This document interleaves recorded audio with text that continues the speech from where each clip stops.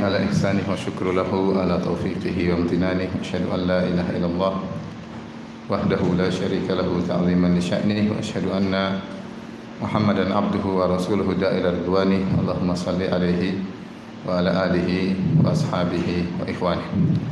Hadirin dan hadirat, alhamdulillah pada pagi hari ini Allah memperkenankan kita untuk berkumpul. Semoga Allah Subhanahu wa taala menjaga beliau dan menambah ketakwaan beliau, dan semoga kita semua dimasukkan dalam surga Allah Subhanahu wa taala. Amin ya rabbal alamin. Hadirin hadirat, topik yang kita bahas adalah tentang merajut ukhuwah ya.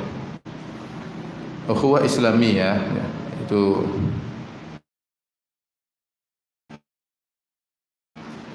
tali persaudaraan sesama muslim adalah perkara yang sangat diperhatikan dalam Islam ya.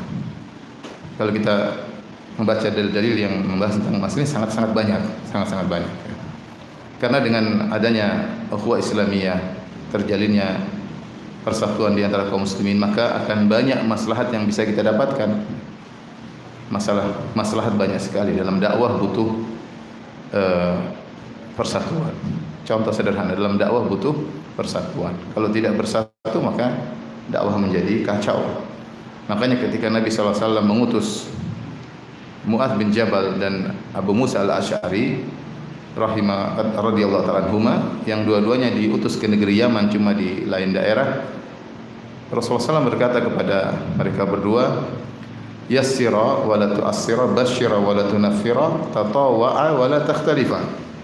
Hendaknya kalian berdua memudahkan, jangan menyusahkan. Beri kabar gembira dan jangan buat lari orang-orang. Tatawwa'a, hendaknya kalian saling mengalah, saling taat di antara kalian berdua. Wa la takhtalifa, jangan kalian berdua berselisih, karena kalian berdua dai. Kalau kalian berdua berselisih maka dampaknya kepada audiens, kepada pengikut. Dan itulah yang kita pernah rasakan, bagaimana kepedihan perselisihan yang terjadi jika para dai berselisih. Dan syaitan ingin sekali berselisih. Dia tidak pernah putus asa untuk menjadikan kaum muslimin ahli tauhid berselisih. Sebagaimana dikabarkan oleh Nabi sallallahu alaihi wasallam, inna syaitan qad ayisa an ya'budahul musallun fi jaziratil arab walakin fit tahrishi bainahum. Sungguhnya syaitan sudah putus asa untuk disembah oleh orang-orang yang salat di jazirah Arab. Walakin fit tahrishi bainahum, namun dia tidak pernah putus asa untuk mengadu domba di antara manusia. Itu cita-cita syaitan, ingin terjadi pertikaian, permusuhan. Makanya Allah Subhanahu wa taala menyuruh kita untuk bertutur kata yang baik. Kata Allah Subhanahu wa taala, wa qul li ibadi yaqulu allati hiya ahsan inna syaitana yanzaghu bainahum inna syaitana kana lil insani aduwwan mubina. Katakanlah kepada hamba-hambaku untuk yaqulu allati hiya ahsan, untuk berucap kata-kata yang terbaik. Allah tidak mengatakan yaqulu allati hiya hasan atau hiya husna, tapi yaqulu allati hiya ahsan. Allah tidak mengatakan ucapkanlah yang terbaik, tapi Allah mengatakan ucapkanlah yang terbaik. Artinya apa? Kalau di depan kita ada 4 ungkapan yang bisa kita ungkapkan isi hati kita, maka pilihlah dari 4 ungkapan tersebut mana yang terbaik, yang tidak menimbulkan gaduhan, yang tidak menimbulkan perselisihan. Allah menyuruh demikian. Kenapa? Inna syaitana yanzagu bainahum, karena syaitan senantiasa berusaha untuk mengadu domba di antara manusia. Jadi ukhuwah Islamiyah, persaudaraan, terajutnya tali cinta kasih merupakan kenikmatan yang besar. Saking besarnya kenikmatan ini sampai Allah jadikan salah satu kenikmatan di surga adalah nikmat persaudaraan. Kata Allah Subhanahu wa taala, wa naza'na ma fi sudurihim min ghillin ikhwanan ala sururin mutaqabilin, dalam surat Al-Hijr. Kata Allah Subhanahu wa taala, maka kami cabut dari dada-dada mereka para penghuni surga segala penyakit hati, min ghillin, yaitu dengki, jengkel, dongkol, dendam ya.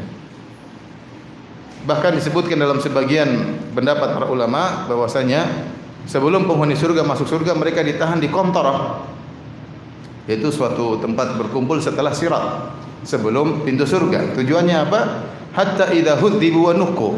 Mereka ingin dibersihkan oleh Allah Subhanahu wa taala. Semuanya bersih, di antaranya hati mereka dibersihkan. Karena Allah tidak ingin orang masuk surga masih dongkol-dongkolan, masih hasad-hasadan. Bidadari kamu lebih cantik ya, gimana ya? Enggak bisa. Jadi dibersihkan terlebih dahulu, baru bisa masuk surga. Dan itu kenikmatan ketika salah satu nikmat yang besar di surga yang Allah sebutkan dalam Al-Quran adalah persaudaraan. Wa naza'na ma fi sudurihim min ghillin ikhwanan ala sururi mutaqabilin. Kami cabut dari mereka penyakit-penyakit hati, jadilah mereka ikhwanan ala sururi mutaqabilin. Jadilah mereka saling bersaudara di atas dipan-dipan mereka saling berhadap-hadapan. Mutaqabilin itu mereka berhadap-hadapan, ngobrol dengan senang, dengan gembira, karena saling menghargai, saling menyayangi. Kita ketemu orang, kalau kita sayang sama dia, kita menghargai dia, kita kan bicara saling berhadapan. Tapi kalau kita enggak suka sama dia, ya sambil lihat ke bawah, ya sambil main HP, iya. Di surga enggak begitu ya. Enggak ada orang ngobrol kemudian satu main HP. Oh iya, enggak ada. Saling berhadap-hadapan, penuh kegembiraan, saling sayang, karena tidak ada penyakit hati dalam dada mereka. Jadi di antara nikmat yang besar yang akan dirasakan oleh penghuni surga adalah saling bersaudara tanpa ada dendam di antara mereka. Dan itulah nikmat yang Allah sebutkan dalam Al-Qur'an. Ya, kata Allah Subhanahu wa taala, ya, wa'tasimu bihablillahi jami'an wa la tafarraqu. Hendaknya kalian berpegang teguh dengan tali Allah dan janganlah kalian bercerai-berai. Wadhkuru ni'matallahi 'alaikum, dan ingatlah nikmat yang pernah Allah berikan kepada kalian. Nikmat apa? Nikmat saudara. Fa'allafa baina qulubikum, kemudian Allah satukan hati-hati kalian. Ya. Fasbahtum bi ni'matihi ikhwana. Jadilah kalian dengan karunia Allah kalian menjadi saling bersaudara. Wa kuntum ala syafa hufratin minan nari fa anqadhahum minha. Dan seterusnya. Kata Allah Subhanahu wa taala, bersatulah dan jangan bercerai-berai, dan ingatlah nikmat yang Allah berikan kepada kalian. Dulu kalian bercerai-berai, dulu kalian bermusuh-musuhan, ya. Sebagian kita seperti itu. Dulu musuh-musuhan, saling menjatuhkan, cari-cari kesalahan, kemudian menjelek-jelekan yang lain, kadang dibumbui dengan kedustaan, sampai aib-aib dibongkar dengan dalil manhaj.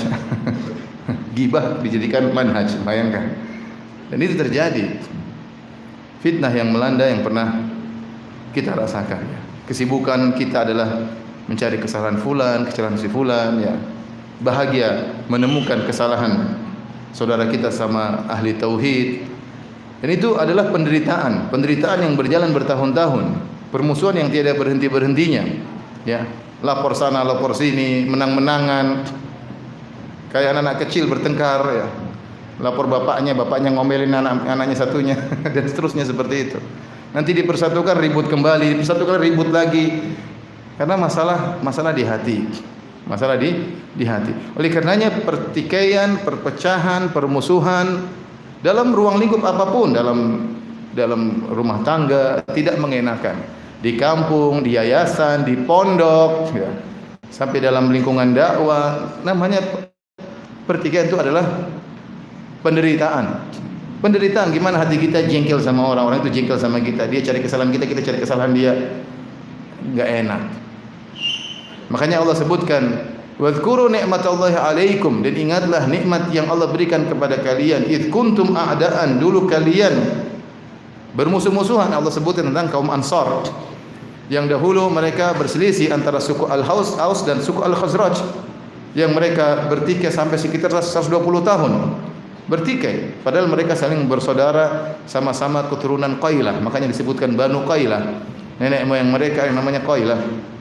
Tapi mereka bersaudara, mereka berselisih. Sampai datang Nabi Muhammad SAW, kemudian menyatukan dengan sebab Nabi SAW mereka pun bersatu. Kata Allah, "Wadhkuru ni'matallahi 'alaikum id kuntum a'daan", dan ingatlah nikmat yang Allah berikan kepada kalian dahulu kalian bercerai-berai, kalian bermusuh-musuhan. Ya. Fa'alafa baina qulubikum, lantas Allah satukan hati-hati mereka. Yang menyatukan hati siapa? Allah Subhanahu wa taala. Jika masing-masing punya niat baik, pasti akan bersatu. Kata Allah, "Iyurida islaha yuwaffiqillahu bainahuma." Kalau mereka berdua ingin kebaikan, maka Allah akan beri taufik sehingga mereka bisa bersatu. Jadi Allah yang menyatukan hati-hati manusia, wa alafa baina qulubikum. Kata Allah Subhanahu wa taala, ya. Fasbahtum bi ni'mati ikhwana. Maka jadilah kalian bi ni'matihi, dengan sebab karunia Allah, dengan sebab nikmat Allah. Di sini bi ni'matihi fasbahtum bi ni'matihi ikhwana. Allah katakan dengan nikmat Allah jadilah kalian bersaudara. Jadi persaudaraan itu nikmat dari Allah Subhanahu wa taala. Kita harus syukuri. Syukurinya gimana? Dengan menjaga persaudaraan tersebut. Kita harus syukuri kenikmatan tersebut. Jangan kita anggap ini kenikmatan yang sepele, ini kenikmatan yang besar. Ini kenikmatan bisa bersatu, bisa senyum, tadinya bertengkar, bisa ketawa-ketiwi lagi, ya, bisa makan bareng lagi, ya. Biasanya makannya restorannya beda, sekarang makannya bareng, ya. Ini nikmat yang luar biasa. Makanya Allah mengatakan, ya, wa allafa baina qulubihim. Law anfaqta ma fil ardi jami'an ma allafta baina qulubihim, walakinnallaha allafa bainahum. Kata Allah Subhanahu dalam surat Al-Anfal, Allah yang menyatukan hati-hati mereka. Kalau kau infakkan harta sepenuh bumi ini, kau tidak bisa menyatukan hati mereka. Kita bersatu bukan karena harta, bukan karena kemewahan, tapi Allah yang menyatukan. Kata Allah, "Lau anfaqta ma fil ardi jami'an." Seandainya engkau Muhammad, kau punya harta sepenuh bumi ini, kau infakkan untuk bisa menyatukan hati-hati para sahabat, kau tidak bakalan mampu. Walakinnallaha allafa bainaqulub, walakinnallaha allafa bainahum. Akan tapi Allah yang menyatukan hati-hati mereka. Innahu azizun hakim, karena Dia Maha perkasa. Dia bisa menyatukan hati yang tadinya retak, hati yang tadinya bermusuhan bisa disatukan oleh Allah. Kalau manusia tidak bisa melakukannya, yang bisa melakukannya siapa? Allah Subhanahu wa taala. Karenanya ini adalah nikmat yang saya sampaikan kepada para hadirin agar benar-benar kita rasakan nikmat kebersamaan, nikmat persatuan, nikmat saling menghargai adalah nikmat yang luar biasa yang Allah anugerahkan dan jangan dipandang remeh. Dan jangan dipandang remeh. Oleh karenanya nikmat ini bukan sekedar nikmat duniawi kita dapatkan. Nikmat duniawi kita bisa ngobrol, bisa ketemu teman sana, telepon sana, tidak ada pertengkaran, tidak ada permusuhan, itu nikmat duniawi. Ternyata pahalanya juga sangat besar. Sangat besar. Sudah dapat nikmat duniawi, kemudian pahalanya sangat besar. Makanya di antara penjelasan sebagian ulama, di antara amal yang mudah pahalanya sangat besar, boleh dikatakan bonus, adalah bersaudara karena Allah. Artinya itu seakan-akan bonus yang sangat Allah kasih. Artinya amal sedikit pahalanya besar. Makanya ketika sebagian ulama membahas tentang 7 golongan yang Allah naungi pada hari kiamat kelak, semuanya amalan-amalan hebat.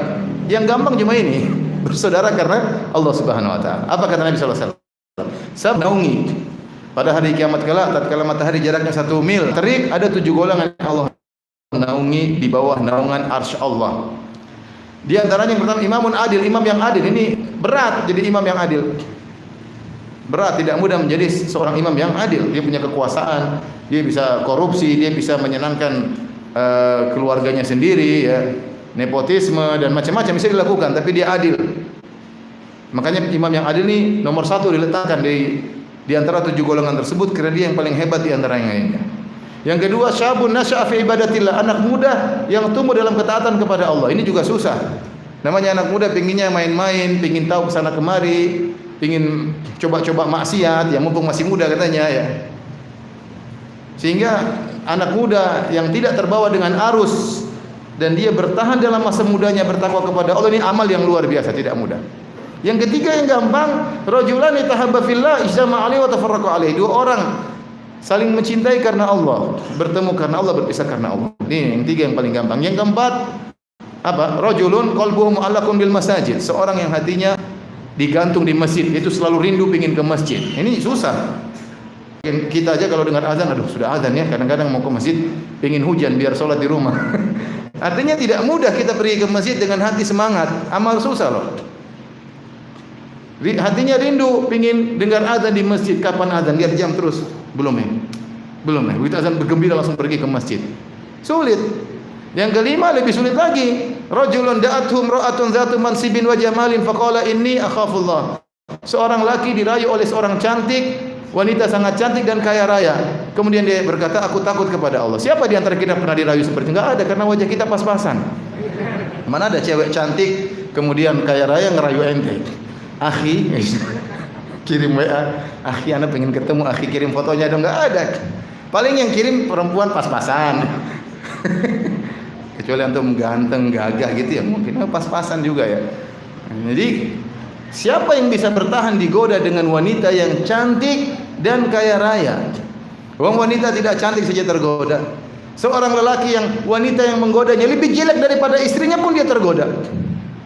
Apalagi lebih cantik daripada istrinya. Cantik dan kaya raya, kemudian digoda, dirayu, dia berkata, "Inni akhafullah, aku takut kepada Allah." Dia kirim voice note, "Inni akhafullah." Bukan dia kirim, mana fotonya kirim, kemudian dia simpan, kemudian dia murojaah sebelum tidur, enggak. Ini akhaful, berat, ini akhafullah.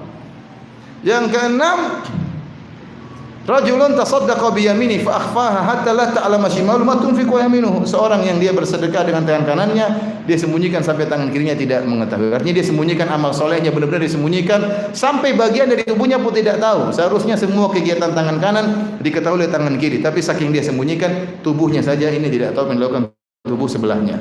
Artinya benar-benar dia menyembunyikan amal soleh tersebut, tidak pernah dia cerita, tidak pernah dia posting, tidak pernah dia publish, tidak pernah dia ceritakan. Dia bahagia kalau ada amal soleh, tidak ada yang tahu kecuali Allah, karena dia tahu amal soleh tersebut pasti diterima. Siapa yang bisa begitu? Susah.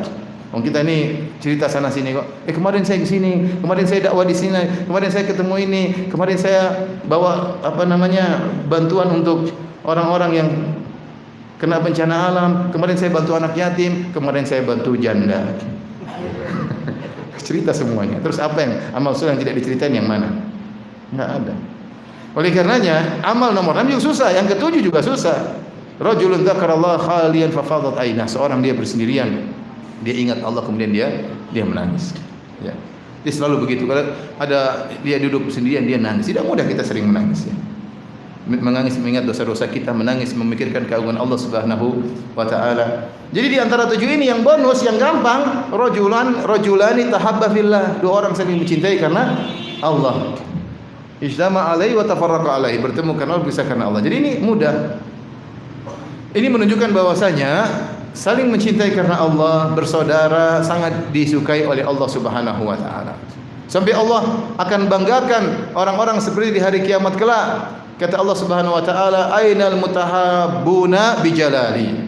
Mana orang-orang saling mencintai karena aku? Mana? Allah ingin pamerkan mereka pada hari kiamat kelak. Al-yauma udhilluhum fi yaumin la dhilla illa dhilli. Pada hari ini aku akan naungi mereka di bawah naungan yang tidak ada naungan kecuali naungan arsy Allah Subhanahu wa taala. Dalam hadis juga kata Allah Subhanahu wa taala, "Wajabat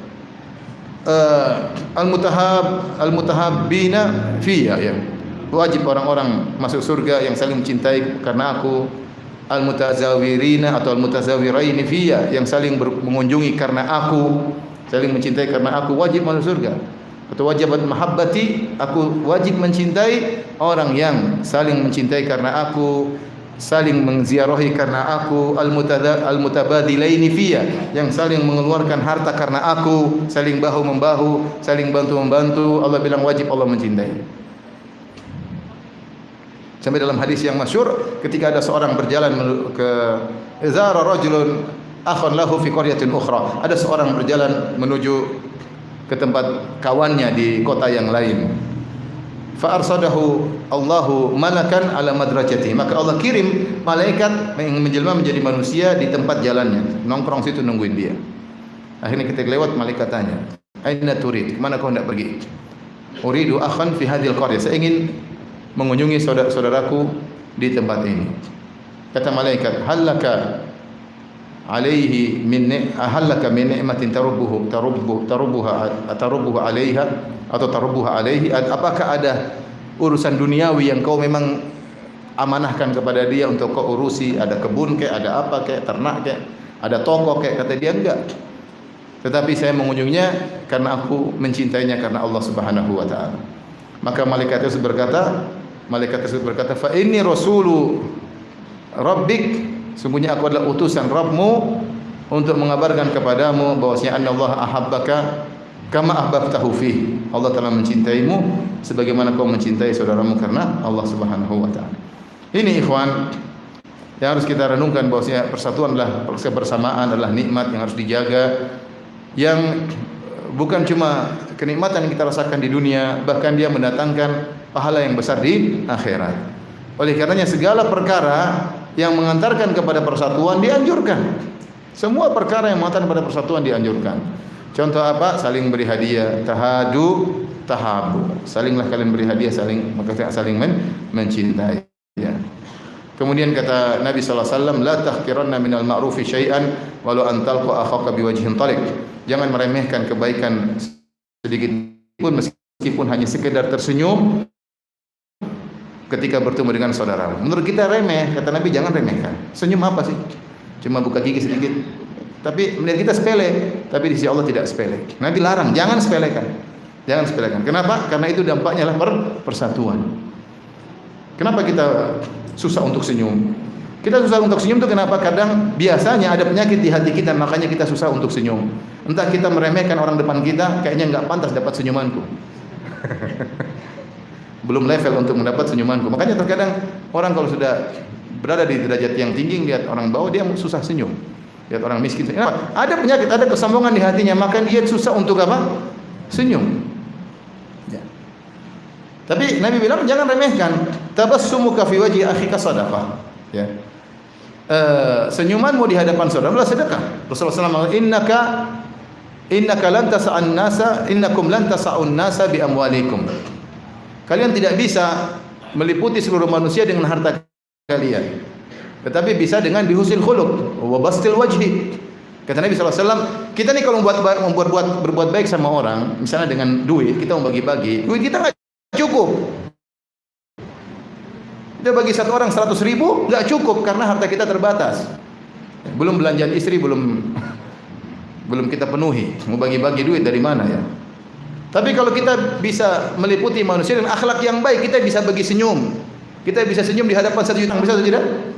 Bisa. Kalau bagi duit 50.000 nggak mampu.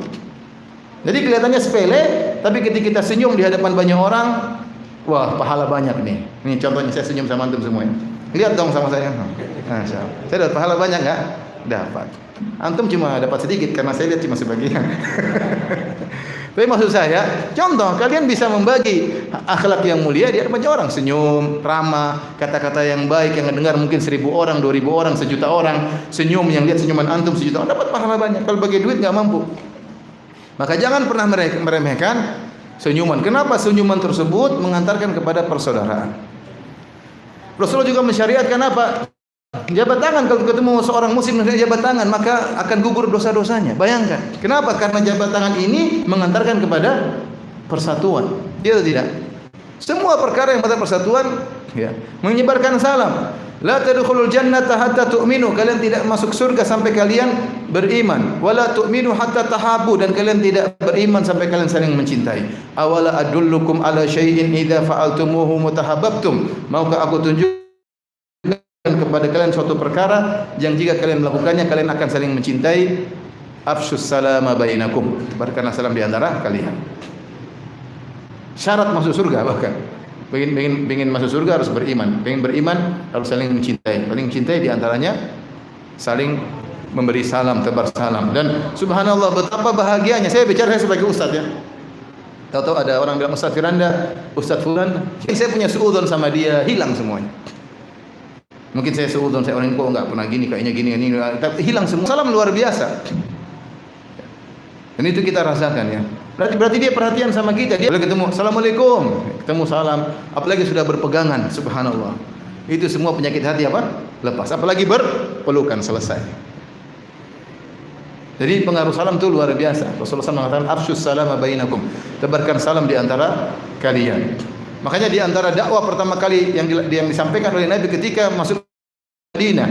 Kata Abdullah bin Salam radhiyallahu anhu, pendeta Yahudi yang masuk Islam, yang dia mendengar Muhammad adalah pendusta, Muhammad pendusta, dan pertama kali berikan makanan, kemudian silul arham, sambung silaturahmi, sallu bilail wa niyam tadkhul jannata bisalam. Semua perkara yang mendatangkan persatuan disyariatkan.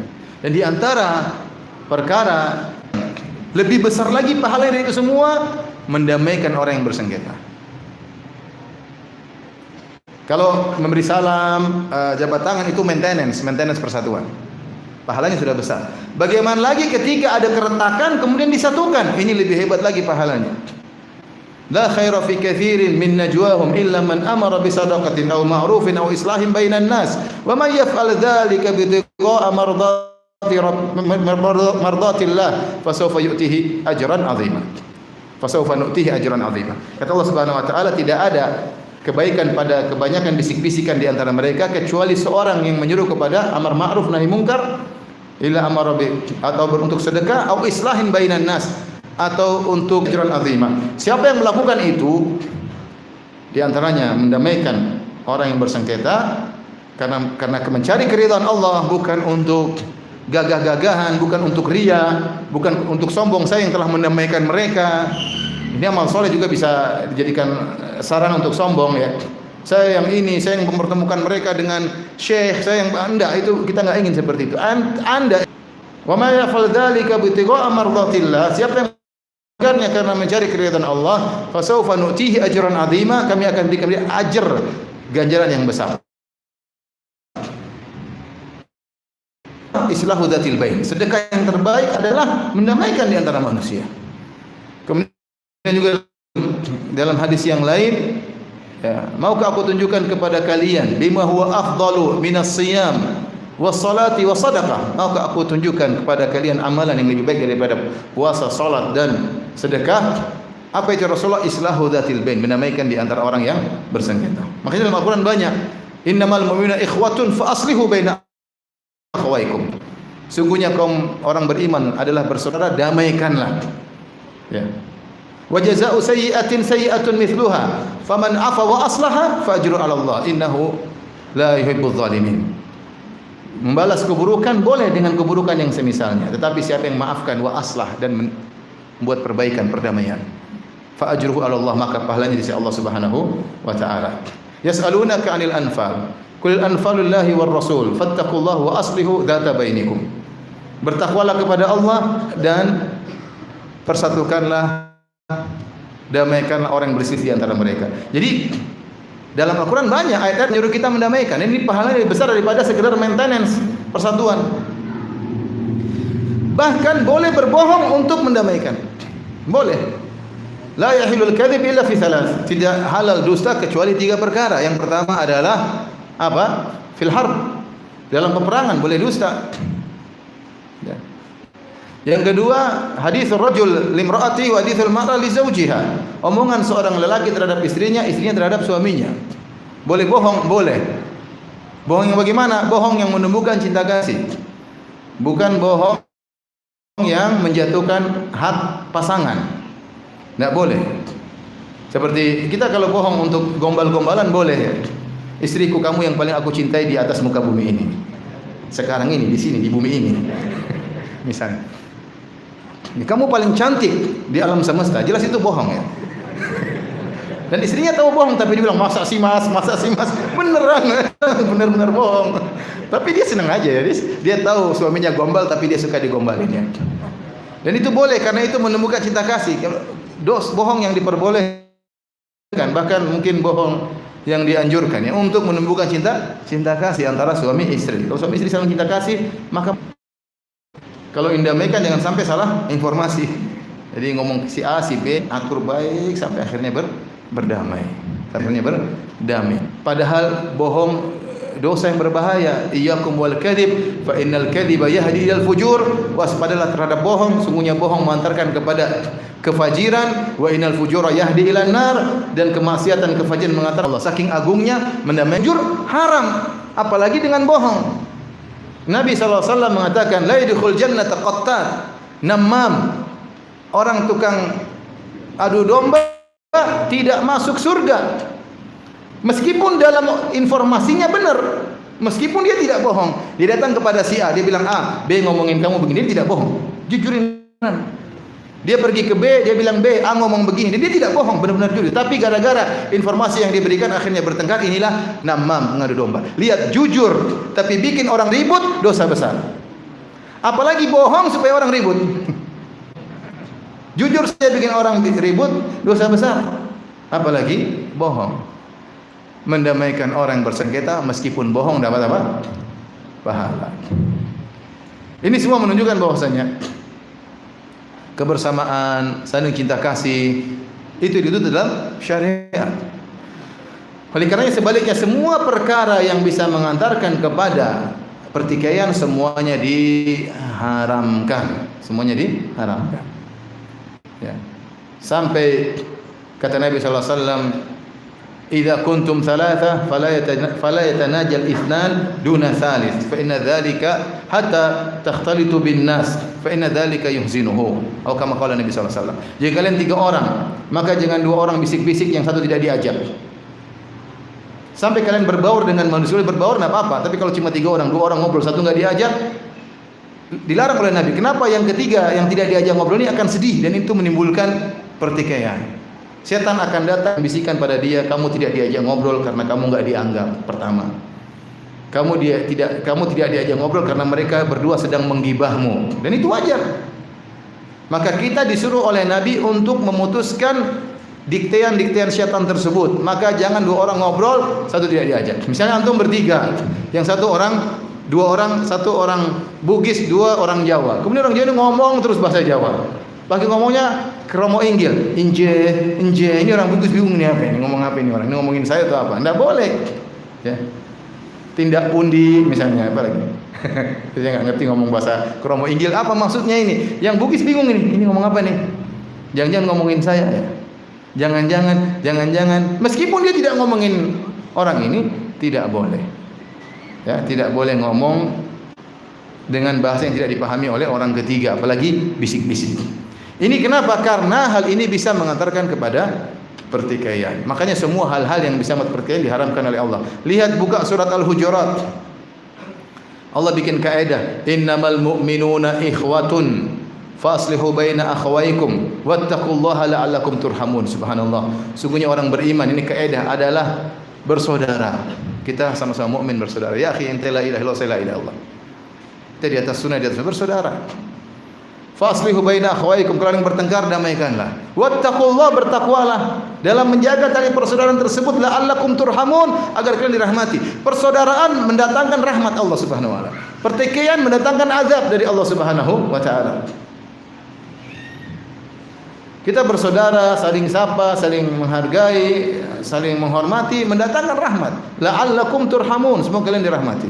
Setelah itu Allah sebutkan hal-hal yang bisa menimbulkan pertikaian. Kita renungkan, pernahkah kita melakukan ini semua? Perhatikan. Ya ayyuhalladzina amanu la yaskhar qaumun min qaumin asa yakunu khairan minhum. Wahai orang beriman, janganlah sebagian kalian mengejek sebagian yang lain. Bisa jadi yang diejek lebih baik daripada yang mengejek. Wala nisaun min nisa'in asa yakunna khairan minhunna. Bisa jangan sebagian wanita mengejek sebagian wanita yang lain. Bisa jadi yang diejek lebih baik daripada yang mengejek. Dan itu kata para ulama benar. Karena biasanya orang yang mengejek pasti sombong. Dan kesombongan dosa sangat besar. Makanya yang mengejek, yang nyinyir, yang suka nyinyir biasanya sombong. Maka biasanya dia lebih buruk daripada yang diejek. Wala talmizu anfusakum wala tanabazu bil alqab. Jangan kalian meledek yang lainnya, jangan kalian membuat gelar-gelar yang tidak disukai. Ada gelar macam-macam deh. Kalau kita kembali 10 tahun lalu, 20 tahun lalu, wah ini semua kita lakukan. Tinggal kuantitas dan kualitas, banyak sedikitnya. Wala talmizu anfusakum bi'sal ismul fusuq wa man lam yaf'al dzalika wa man lam yatub fa ulaika humudz zalimun. Siapa yang tidak bertobat maka dia termasuk orang-orang yang zalim. Ya ayyuhalladzina amanu jtanibu katsiran minadh-dhann. Wahai orang beriman, jauhilah kebanyakan persangkaan. Inna ba'dadh-dhanni itsm. Sungguhnya sebagian persangkaan dosa. Wala tajassasu, jangan kalian mencari-cari kesalahan dengan mendengar-dengar, dengan melihat-lihat, dengan mengecek-ngecek akun orang. Jangan. Wala tajassasu, wala yaktab ba'dukum ba'dha, jangan saling menggibah satu dengan yang lainnya. Ayuhibbu ahadukum an ya'kula lahma akhihi maitan fakarihtumuh. Bukankah salah seorang dari kalian benci untuk makan bangkai daging saudaranya? Wattaqullah, bertakwalah kepada Allah. Innallaha tawwabur rahim. Sungguhnya Allah Maha menerima taubat, Allah Maha penyayang. Setelah itu Allah berkata, ya ayuhan nasu inna khalaqnakum min dzakarin wa untha, wahai manusia sekalian, sungguhnya kami telah menciptakan kalian dari laki dan wanita. Wa ja'alnakum syu'uban wa qabaila lita'arafu. Kami jadikan kalian berbangsa-bangsa, berkabilah, bersuku-suku untuk saling mengenal, saling dekat, saling kenal. Allah katakan inna akramakum indallahi atqakum, yang paling mulia, yang paling bertakwa di sisi Allah. Innallaha alimun khabir. Allah Maha mengetahui. Jadi intinya semua perkara yang bisa mendatangkan pertikaian maka kita jauhi. Nah, kita harus menjaga, mensyukuri nikmat yang Allah berikan kepada kita, kebersamaan, persatuan. Semua orang yang menyuruh kepada, siapapun yang menyuruh kepada pertikaian jangan diikuti. Ini perusak. Suruh kita ngibahin orang, suruh kita cari-cari kesalahan orang, suruh kita suudzon, itu dia enggak begini kecuali begini, jangan didengar, jangan didengar. Tugas kita menilai dari zahir seseorang. Itu niatnya begini, niatnya begini. Ya akhi, ente bagaimana ente bisa menilai niat orang? Nabi berkata, "Inni lam umar bi tanqibi qulubin nas." Aku tidak diperintahkan untuk mengorek-ngorek hati manusia. Ya. Kemudian ada orang mau damai, mau baik, kemudian dikata, oh ini maksudnya begini, tidak usah. Jadi hati-hati, semua perkara yang bisa mengantarkan kepada pertikaian hendaknya kita jauhi sebagai bentuk syukur kita atas nikmat persatuan dan kebersamaan yang Allah berikan kepada kita. Yang terakhir, ikhwan dan akhwat yang dirahmati Allah Subhanahu wa taala, seorang berusaha, kalau dia pernah punya kesalahan, dia pernah menjadi sebab pertikaian orang lain, pernah menjelekkan orang lain, pernah menuduh yang tidak segera dia minta maaf. Jadilah orang yang gentle, laki-laki yang berani minta maaf. Apapun yang terjadi, mungkin diomelin, mungkin dimarahin, sabar. Dia pernah nuduh, memberi gelar kepada orang yang gelar yang tidak benar, nuduh yang tidak, dia minta maaf. Sebelum salah seorang di antara mereka berdua meninggal dunia. Ya, ini perkara yang menyedihkan. Saya pernah ketemu dengan seorang, rahimahullah, sudah meninggal dunia. Sudah lama saya ketemu, kemudian saya bilang, gimana Ustaz? Kata dia, waduh, murid-murid saya didik ternyata jadi singa-singa semuanya. Dia jengkel. Akhirnya tidak lama kemudian saya dengar dia meninggal. Dia jengkel karena murid-murid yang dia didik ternyata mentahdir dia, menjelek-jelekan dia. Di antara mereka ada yang minta maaf, di antara mereka ada yang belum minta maaf. Ini saya tidak ingin kejadian ini berulang. Kita punya kesalahan sama orang, segera kita minta maaf. Kalau enggak, kita repot di akhirat kelak. Kita terkadang menganggap mencuri dosa besar, mukul orang dosa besar, menjatuhkan harga diri orang juga dosa besar. Inna dima'akum wa amwalakum wa aradakum haramun alaikum. Sungguhnya harta kalian haram, tidak boleh kalian ambil secara tanpa hak. Darah kalian haram, tidak boleh kalian tumpahkan. Wa aradakum haram, dan harga diri kalian juga haram. Tidak boleh kalian jatuhkan tanpa hak, nuduh yang tidak, menduga-duga, persangkaan, berita dusta yang tidak di cross check, dan banyak, kalau saya mau utarakan banyak sekali. Maka siapa yang merasa bersalah, hendaknya dia minta maaf. Apapun resikonya, sebelum dia meninggal atau sebelum orang yang dia tuduh tadi meninggal dunia. Ini nasihat saya, maksudnya saya untuk saya pribadi dan juga buat kawan-kawan yang punya pernah kesalahan di masa lampau, segera minta maaf. Jangan biarkan begitu saja. Enggak, hukum asal kalau kita berbuat zalim sama orang, kita menjatuhkan harga dirinya, hukum asal dia akan nuntut hari kiamat. Hukum asal. Beda kalau dosa kita kepada Allah, hukum asal Allah Maha Pengampun. Inna rahmati ghadabat sabaqat ghadabi. Kata Allah, rahmatku mendahului kemurkaanku. Hukum asal kalau kita punya dosa kita dengan Allah, hukum asal Allah mengampuni. Tapi kalau kita punya dosa sama orang, hukum asal dia nuntut atau tidak? Nuntut. Apa yang buat dia tidak nuntut sama antum hari kiamat? Wong dia pingin selamat dari neraka. Wong dia pingin surganya naik. Kalau ada yang bisa dia ambil, dia akan ambil. Bahkan ibunya pun dia akan tuntut. Ibunya dia tuntut, anaknya dia tuntut, istrinya dia tuntut, apalagi suaminya dia tuntut. Kalau bisa diambil sebanyak-banyak dia akan ambil. Dia ingin selamat dari neraka dan ingin naik derajatnya di surga. Lantas apa yang buat Anda santai-santai saja kalau pernah berbuat salah sama orang? Jadi kita berbuat zalim, apapun zalim, kita ambil hartanya, kita pukul dia, kita jatuhkan harga dirinya, kita harus minta maaf. Ya, harus minta maaf. Jangan datang, jangan kita ego kita nanti selesai sendiri. Selesai sendiri kalau dia mati duluan. Ente musibah hari kiamat kelak. Mungkin ente sekarang dielu-elukan oleh orang karena ente tidak mau minta maaf, akhirnya ente nanti musibah pada hari kiamat kelak. Maka waspada. Yang kedua, ikhwan dan akhwat yang rahmatillah subhanahu wa ta'ala, kalau kita ingin islah, kita mencari keridhaan Allah subhanahu wa ta'ala. Ada ini anjuran yaitu hak kita jatuhkan. Agar terjadi islah kita mengharap hal yang lebih besar. Kita boleh nuntut, tapi yang lebih baik adalah kita mengalah, memaafkan, ada hak sebagian kita yang kita jatuhkan. Ya, wasulhu khair wa uhdiratil anfusus syuh. Kata Allah, damai itu baik, tetapi jiwa dihadiri dengan syuh, yaitu pingin haknya dipenuhi. Setiap orang gitu, kalau dia pingin haknya dipenuhi. Kalau setiap orang ini haknya dipenuhi, sulit terjadi perdamaian. Maka harus ada yang ngalah supaya bisa apa? Ya, kalau orang tidak mau ngalah, dia merasa benar, ya sudah. Tapi kalau kita merasa kita benar, tidak usah kita tuntut banyak-banyak. Yang penting sudah damai, sudah senyum-senyum, sudah ketawa, selesai. Hidup cuma sebentar. Ya, memaafkanlah, kata Allah Subhanahu wa taala, wa anna sa'ata atiyatun, ya. Wa inna sa'ata la'atiyatun fasfahi safhal jamil. Sungguhnya hari kiamat akan tiba, kematian akan tiba, maka lapangkanlah dada. Maafkanlah dengan baik, lapangkan dada. Ngapain kita hidup dengan dendam, dengan jengkel? Udah lapangkan, selesai, dapat pahala. Sebentar lagi kita mati dalam kondisi dendam, ya. Saya dulu punya teman 2 orang bertengkar, sama-sama penuntut ilmu. Teman dekat. Satunya marah-marah. Dia bilang, Firanda itu si fulan kurang ajar tuh. Semoga Allah menyempitkan kuburannya. Padahal mati itu temannya. Dia saking jengkelnya, dia bilang, semoga Allah sempitkan apa? Kuburannya. Akhirnya belum mati. sudah doa. Kenapa sampai kayak gitu dendam? Ya, manusia tidak ada yang sempurna. Kita tidak sempurna, istri kita tidak sempurna, teman kita tidak sempurna, ustaz tidak sempurna.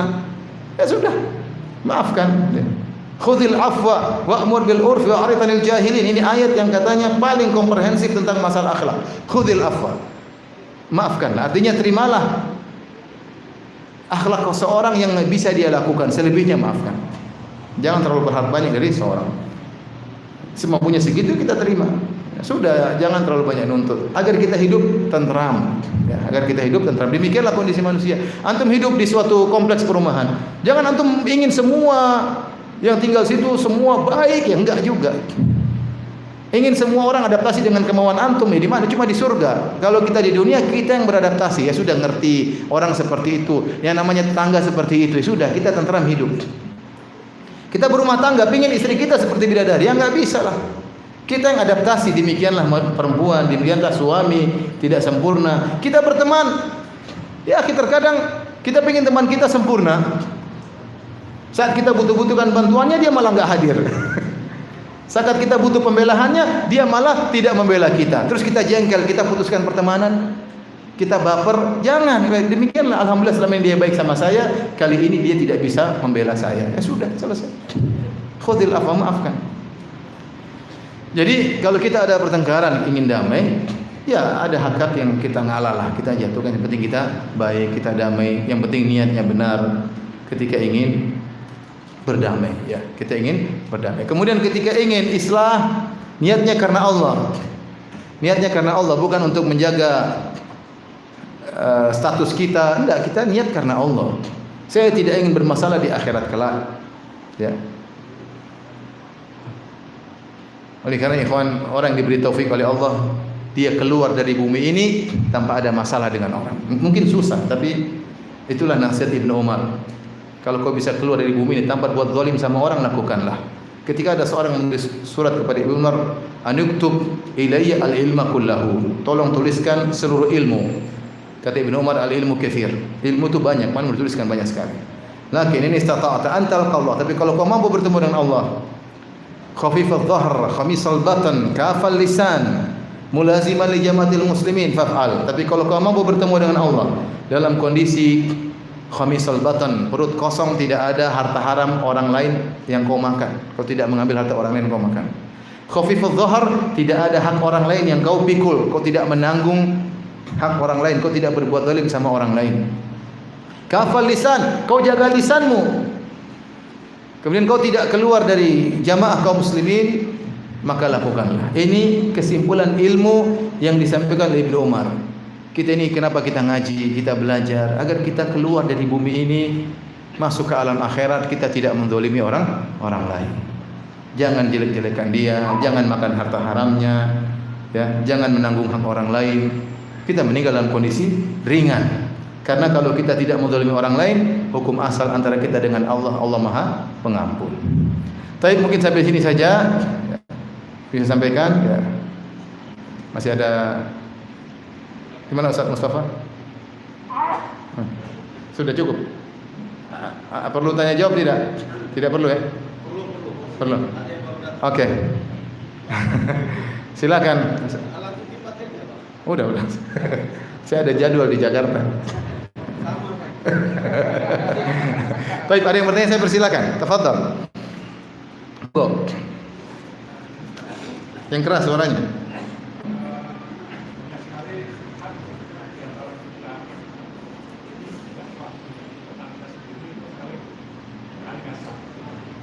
Kenapa? Siapa yang saling hasad? Jangan diikuti orang tukang hasad, jangan ikuti orang tukang hasad. La tahasadu, jangan saling apa? Hasad. Nabi mengatakan la tahasadu, jangan saling hasad. Artinya apa? Kalau ada orang hasad sama kamu, jangan kau balas dengan hasad. Kita boleh balas keburukan dengan keburukan, boleh. Kata Allah, wa jazaa'u sayyi'atin sayyi'atun mithluha. Balasan keburukan boleh dengan keburukan semisalnya. Orang gibahin kita boleh gibah dia, biar impas, boleh. Orang mukul kita boleh mukul dia. Orang nuduh kita boleh nuduh balik, impas. Ya, tetapi Rasulullah larang, ya. La tahasadu, jangan kalian saling apa? Hasad. Ada orang hasad sama kita doain. Karena dia ketika hasad dia sedang menderita. Dan kita jangan ikut grup hasad-hasadan. Kalau ada seseorang mulai hasad, aduh, ini jangan. Kita pisah. Cari grup yang tidak hasad-hasadan. Nah, perlulah. Hidup cuma sebentar, umur cuma sebentar. Kita subhanallah, kita waktu cepat berlalu. Tahu-tahu saya sekarang umur sudah berapa? Sudah 42 atau 43? Saya lahir 28 Oktober 79. Sekarang berapa? 42 atau 43? 43, masih muda. Tapi sudah banyak umur muda saya hilang. Kalau kita tidak, tiba-tiba sudah mau kuliah, 50 atau meninggal dunia. Ngabisin waktu kita untuk ngomongin orang, untuk hasad-hasadan, tidak usah lah. Alhamdulillah sekarang banyak, istilahnya banyak sarana untuk belajar banyak. Ada grup-grup yang isinya hasad-hasad, jelek-jelekin. Lah kita kan nggak bisa menghukumi. Dia ngomong gini-gini, gimana kita menghukumi? Kalau kita mau hukumnya, kita lihat informasinya dua-duanya. Maka di antara kebodohan seorang menghukum tanpa mendengar dari dua pihak. Paham? Di antara ketololan, kegoblokan, menghukum tanpa mendengar dari dua belah pihak. Si A menjelek hasad si B. Gimana kita mengambil perkataan si A? Kita nggak pernah dengar dari dua-duanya. Dia bilang, ini sikoh Ustaz. Sikoh apa? Hafalannya nggak ada, sikoh dhaif semua orang. Sikoh-sikohan. Lihat kriteria sikoh menurut ahlul hadis kayak apa. Kita ini dhaif mungkin. Hafalan nggak benar, salah-salah, nukil salah-salah, pernah bohong, pernah macam-macam. Mau sikoh gimana? Kita matruk mungkin. Muttaham bil kadzib. Tertuduh dusta. Kemudian sok-sokan sikoh-sikohan. Sudahlah, itu sudah masa lalu, tinggalkan, enggak usah. Antum umur sudah berapa? Nah, udah tua kan? 55. Jangan merasa muda. Udahlah, enggak usah lah. Yang ada ngomong-ngomongnya udah bukan zamannya. Iku semuanya mbien, apa? Sekarang sudah enggak gitu lagi. Paham? Coba lagi bertanya.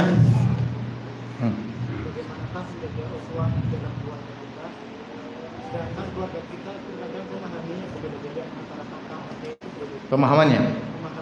Kita ini ingat ya, tugas kita menasihati. Dalam keluarga mungkin macam-macam pemahamannya, akidahnya mungkin macam-macam. Tugas kita menasihati, tidak usah ngotot. Kita enggak usah ngotot. Hidayah di tangan siapa? Tangan Allah Subhanahu. Bukan saja kita ngotot, kalau enggak kita ribut. Itu zaman dahulu, zaman salaf ketika ahlu sunnah yang mendominasi.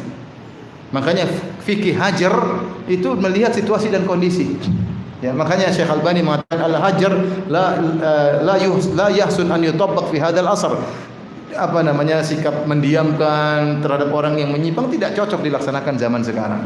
Apalagi dalam ruang lingkup keluarga. Mana yang lebih bermanfaat? Adik kita punya pemahaman salah, kemudian kita diami, kita tidak mau hubungi, saya tidak akan ngomong sampai seumur hidup. Gimana? Mending kita ngobrol, kita ngomong dekat, masukin pelan-pelan, lama-lama dia dapat hidayah, sehingga dia kenal tentang indahnya apa? Sunnah. Jadi tugas kita di masyarakat atau di keluarga, tugas kita menyampaikan dengan baik. Hidayah serahkan kepada Allah Subhanahu wa taala. Apa kata Syekhul Islam Ibnu Taimiyah yang dia hidup di zaman dikelilingi oleh ahlul bidah, ya. Dalam kitabnya Minhajus Sunnah bantahan terhadap Rafidhah, dia mengatakan ahlus sunnah a'lamun nasi bil haq wa arhamuhum bil khalq. Ahlus sunnah wal jamaah orang yang paling paham tentang kebenaran dan paling sayang kepada manusia. Paling sayang kepada manusia. Kalau secara umum kita sayang kepada manusia, meskipun dia menyimpang, ya kita nasihati dengan kasih sayang. Kita yang dapat hidayah, kita juga dulu seperti itu. Apalagi dalam ruang lingkup apa? Keluarga. Ya. Jadi nggak usah ngotot. Sampaikan saja, nggak mau ya sudah, nggak apa-apa. Nanti kapan lagi kesempatan diskusi lagi, demikian. Dan tidak ada masalah, ikhwan. Banyak orang dapat hidayah prosesnya dengan diskusi. Saya tahu ada seorang dapat hidayah. Jadi gini, dia ngobrol, kemudian seorang teman menyampaikan, begini loh, gini. Kamu tuh ngawur, dia begini. Dalam perdebatan tersebut, si A menjelaskan kepada si B tentang sunnah. Si B menolak dan dia menang dalam perdebatan. Akhirnya berpisah. Tetapi apa yang disampaikan oleh si A itu semua masuk ke hati si B. Dia mikir-mikir pulang. Akhirnya masuk kenal sunnah belakangan. Jadi tidak ada masalah. Tugas antum menyampaikan, hidayah di tangan Allah. Tapi paling tidak antum masukkan terus. Mikir-mikir. Lama-lama kalau Allah beri kehendak, dia akan dapat hidayah. Seperti pertemuan Nabi dengan seorang, saya lupa namanya ya, Suwaid atau siapa, dalam sirah disebutkan. Dia bertemu dengan Nabi, maka Nabi SAW mengatakan, apa kau bawa sesuatu? Kata dia, indi hikmatul Luqman. Saya punya perkataan-perkataan ini dari Luqman Al-Hakim. Maka dia pun sampaikan kepada Nabi SAW. Nabi mengatakan, saya punya lebih baik daripada itu. Nabi bacakan Al-Quran. Setelah ketemu, orang ini pulang, dia tidak masuk Islam. Tetapi orang-orang mengatakan, kemudian dia meninggal dalam peperangan antar suku atau yang saya lupa, tapi intinya dikatakan orang ini tidak meninggal kecuali mengucapkan la ilaha illallah. Artinya dia masuk Islamnya belakangan. Jadi kita sampaikan aja, punya teman, punya kakak, diskusi aja. Sampaikan sunnah, dia tidak terima, sudah enggak usah ngotot, enggak usah ribut. Sampaikan apa? Semampunya, ya sudah. Tetap kita baik, ramah dan apalagi sama keluarga. Tapi pertanyaan terakhir.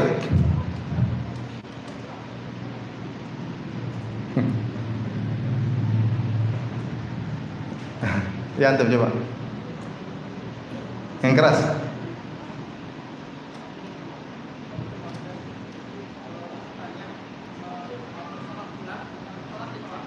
Apa? Terus.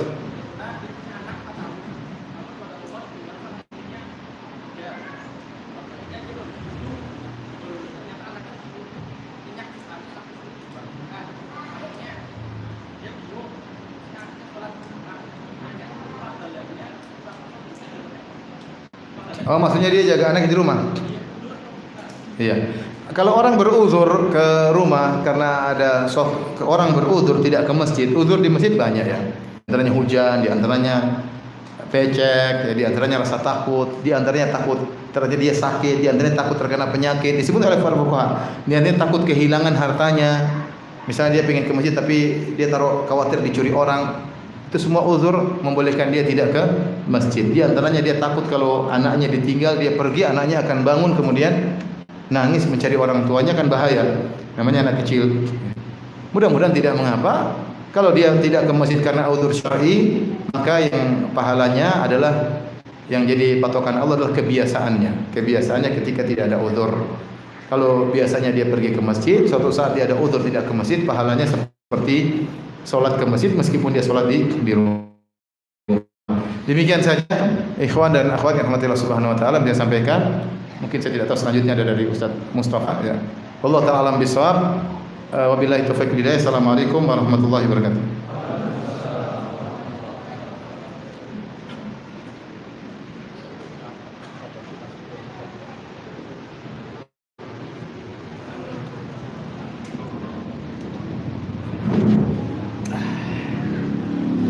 Bismillahirrahmanirrahim. Assalamualaikum warahmatullahi wabarakatuh.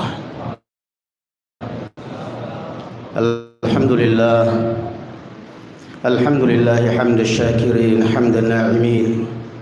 Wa sallallahu ala sayyidil wal mursalin.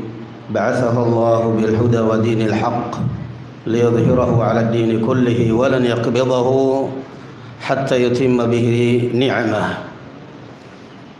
Sebelumnya saya mengucapkan jazakumullah khairan wa barakallahu fikum atas kehadiran antum semua di sini, dan juga yang mungkin mohon maaf karena mungkin durasinya terlalu pendek. Ada mungkin ikhwan kita yang baru datang, karena ini edisi perdana, sementara Ustadz tuh cuman persinggahan aja. Mudah-mudahan ke depan nanti Ustadz bukan singgah tapi benar-benar niat untuk ke Tegal. Durasinya lebih lama insyaallah taala. Kemudian yang kedua, saya mengucapkan terima kasih juga kepada semua pihak yang ikut berpartisipasi, dari bapak-bapak kita pihak TNI maupun Polri, juga dari Kokam Muhammadiyah, dari ikhwan kita PPM yang ikut berpartisipasi. Dan juga tidak lupa mengucapkan terima kasih kepada tetangga-tetangga masjid kami yang kami cintai, dari warga Nahdiyin maupun warga Muhammadiyah ataupun siapa saja dari tetangga-tetangga masjid kita yang alhamdulillah mereka juga ikut membantu dan ikut mendoakan jalannya acara kita ini. Mudah-mudahan Allah Subhanahu wa taala mencatat semua itu semua dalam catatan kebaikan mereka. Amin ya rabbal alamin. Pesan moral dengan kedatangan beliau, dengan ziarahnya beliau di tempat masjid kita ini, ada satu pesan moral yang saya inginkan, dan itu saya ingin sampaikan kepada antum semua. Kun salafiyan alal jaddah. Jadilah antum itu salafi yang benar, jangan salafi golongan. Antum sering dengar ini Ustadz salafi tapi tetangga sebelah. Ini kalimat-kalimat gak pantas. Makanya saya pesan moral dengan cara seperti dengan kehadiran beliau. Ikhwah Masya Allah, ahlan wa sahlan Ustadz, ta'al indana ziarah, fadhal ziarah. Kita ahlan wa sahlan. Pesan moral yang ingin saya sampaikan kepada antum semua, dengan kehadiran beliau di tempat yang mulia ini, saya akan sampaikan kepada antum, cobalah perbiasakan, jadilah salafi yang benar, jangan salafi golongan.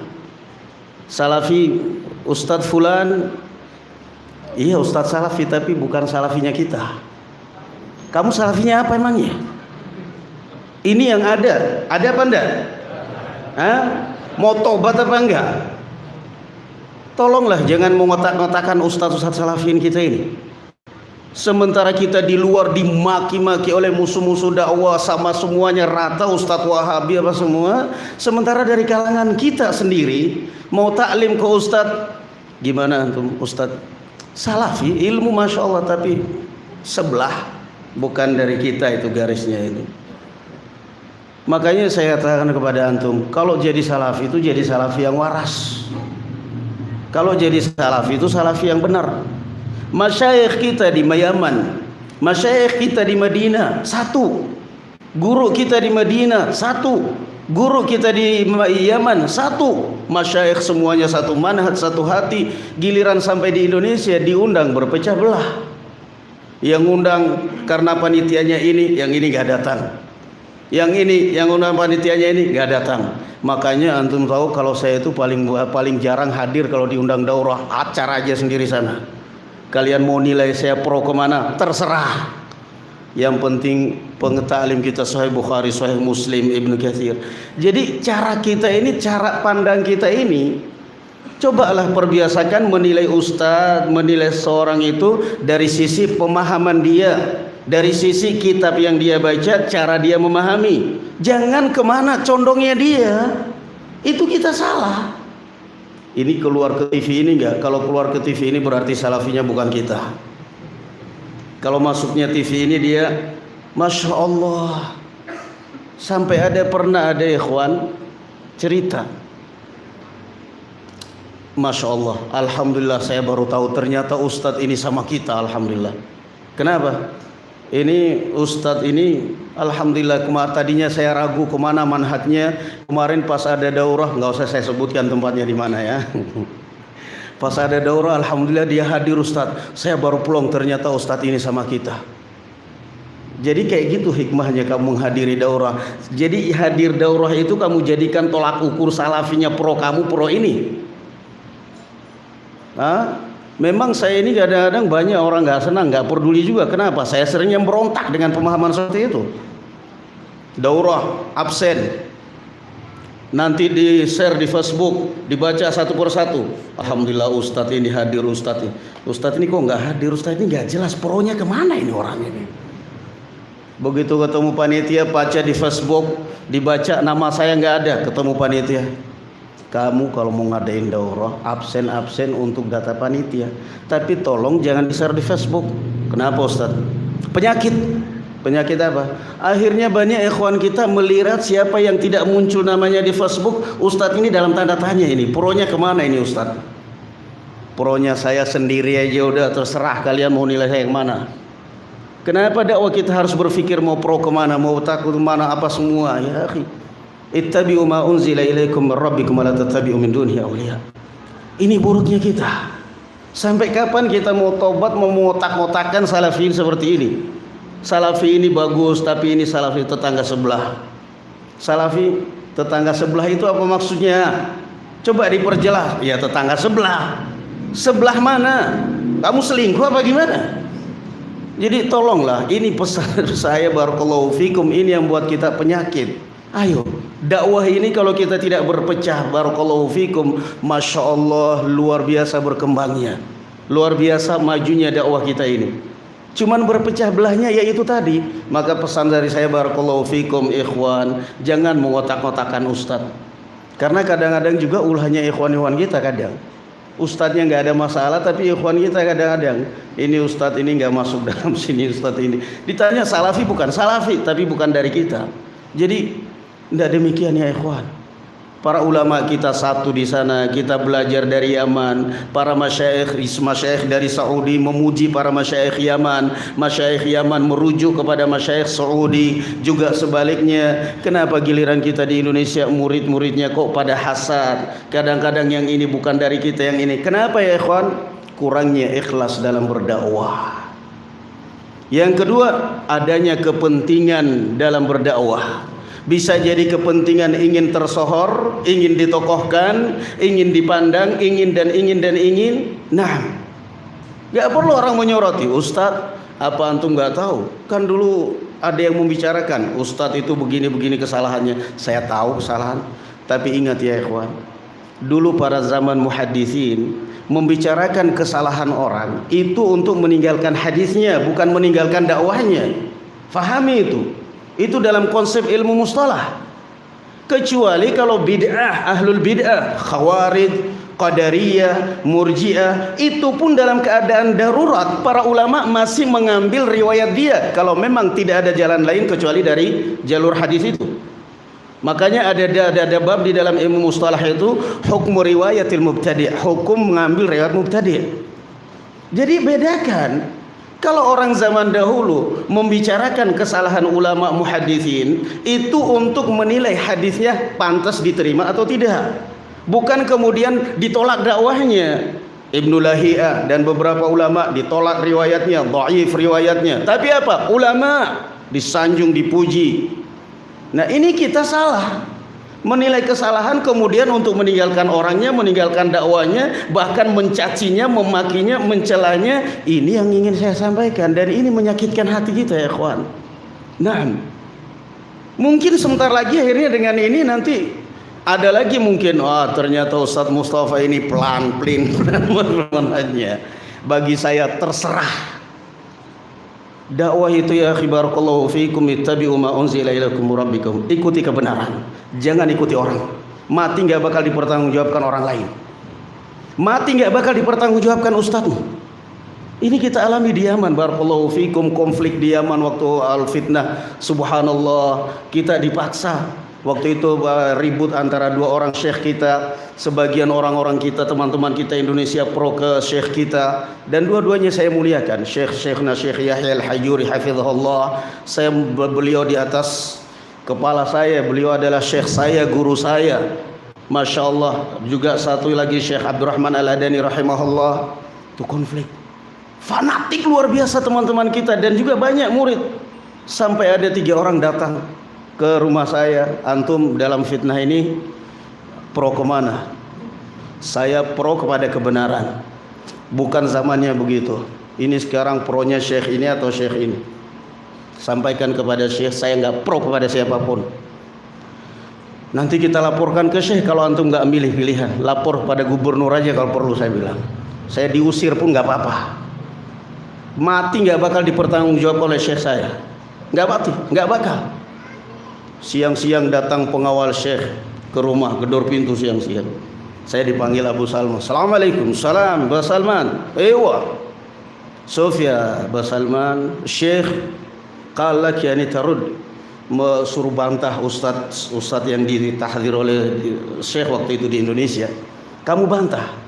Saya tanya, kenapa syekh nyuruh saya? Ya karena syekh tahu orang Indonesia ini tamengnya kamu. Lagi-lagi kalau saya negur mereka, selalu bertamunya di belakang kamu. Saya ingin supaya kamu bantah, supaya berubah ini prinsipnya orang Indonesia ini. Jangan terlalu fanatik kepada Syekh Abdurrahman. Ya akhi, Anda bilang saya nggak pernah nyuruh mereka. Itu prinsipnya mereka, kenapa saya disalahkan? Tapi Syekh nyuruh kamu bantah, ngepok bawa senjata. La, wallah Anda bilang nggak mungkin. Ya Abu Salman, kasihan saya disuruh Syekh. Kalau kamu nggak mau saya dimarahin Syekh, terserah mau dimarahin mau apa. Anda bilang nggak peduli. Tolonglah. Anda bilang lah ya. Kamu taruh tembakmu di sini nggak bakal, saya bilang. Saya laporkan kamu sama Syekh, lapor sama polisi terus, saya bilang. Ini diam di negeri orang, saya nggak bakal.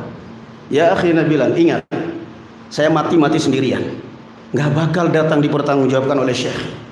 Saya datang, saya mati, nggak bakal kamu datang membela saya di hadapan Allah Subhanahu Wa Taala. Jadi tolong salam kepada Syekh, sampaikan, anak tidak bisa dipaksa. Anak bilang, Syekh mau ngusir saya, sekarang juga saya siap diusir. Apapun resikonya, kebenaran harus dipertahankan. Untuk apa? Jadi tolong barakallahu fikum, pesan saya di sini adalah tolong jangan berhenti mengotak-otakkan ustaz-ustaz kita.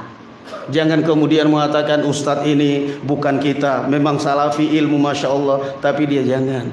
Makanya sengaja saya undang, ayo ini faham ini loh, bahwa kita ini loh salafi itu gini loh. Kenapa? Oh masyayikh kita satu kok, kenapa muridnya jadi ribut? Jadi akhirnya apa nantinya? Nabi Isa, Nabi Musa, Nabi Muhammad, umatnya ribut. Nabi Isa, umatnya Nabi Isa yang katanya Nasara menghujat muslimin, padahal nabinya mereka satu, diutus oleh Allah Subhanahu wa taala. Makanya Allah mengatakan wala takunu kalladzina tafarraqu wakhtalafu. Jangan kalian ikut-ikutan seperti umat ahlul kitab yang berpecah dan berselisih. Naam, mudah-mudahan barakallahu fikum ya ikhwan, dengan adanya ziarah beliau dan insyaallah mudah-mudahan habis Ramadan kita bisa mendatangkan beliau lagi atau mungkin ustadz yang lainnya. Insyaallah taala mudah-mudahan juga tempat kita ini berkah, dan ini adalah kebanggaan kita juga di Tegal. Alhamdulillah kita punya tempat, masya Allah. Dan mudah-mudahan Allah Subhanahu wa taala menggantikan waktu antum semua dan harta antum yang keluar dengan kedatangan antum di sini semua. Dan mudah-mudahan mulai detik ini Allah menyatukan hati kita, menyatukan langkah kita semua, dan menghilangkan rasa sentimen, rasa dendam, rasa hasad di hati kita semua demi untuk dakwah. Na'am barakallahu fikum. Subhanakallahumma bihamdik, asyhadu an la ilaha illa anta astaghfiruka wa atubu ilaik. Assalamualaikum warahmatullahi wabarakatuh. Halas. Ini ada ustadz ketiga.